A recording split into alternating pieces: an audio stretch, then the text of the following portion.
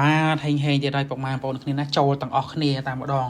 អ្នកដែលគាត់លេងសេវាធំពុកម៉ែបងប្អូនគ្នាណាគឺពិសេសហើយខ្ញុំចង់បញ្ជាក់ជូនថាចាប់ពីថ្ងៃស្អែកទៅខ្ញុំនឹងមានបើកសេវាតូចដែលជាសេវាប្រចាំអាទិត្យឡើងវិញពុកម៉ែបងប្អូនគ្នាណាចាប់ពីថ្ងៃទី29ទៅហើយឥឡូវខ្ញុំសូមនិយាយធូរម្សិលមិញ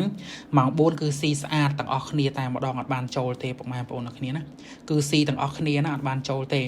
ព្រោះតែចូលខ្ញុំថាចូលគឺស៊ីខ្ញុំថាស៊ីឲ្យពុកម៉ែបងប្អូនគ្នាហើយសម្រាប់បងដែលគាត់លេងគឺយើងចូលបានពេលយប់ពុកម៉ែបងប្អូនគ្នាណា52គឺចំប៉ុកដេតែម្ដងណាគឺហេងខ្លាំងមែនតែនលេខគឺពិសេសហើយបងដែលគាត់លេងអា3លេខក៏ចូលដែរប៉ុន្តែយើងចូលគុណអត់បានចំទេហើយលេខ free បងអូនម្សិលមិញក៏ចូលដែរប៉ុន្តែចូលពេលថ្ងៃស្រោវ៉ាន់តាណាសម្រាប់លេខ free ពុកម៉ែបងប្អូនគ្នាហើយអញ្ចឹងគឺហេងហើយពុកម៉ែបងប្អូនគ្នាណាហើយចាំមើលស្អែកនឹងបងអូននឹងមានសេវាតូចសម្រាប់អ្នកដែលគាត់លេងតូចណាសេវាត្រឹម100000កន្លះខែអីចែកជូនពុកម៉ែបងប្អូនគ្នាលេងទាំងអស់គ្នាហើយថ្ងៃនេះខ្ញុំក៏មាន free លេខដែរហើយនិយាយវីដេអូអត់បានយូរទេដោយសារអីបងការងារច្រើនពុកម៉ែបងប្អូនគ្នាណាឆ្លៀតធ្វើបានផ្លែតទេឥឡូវ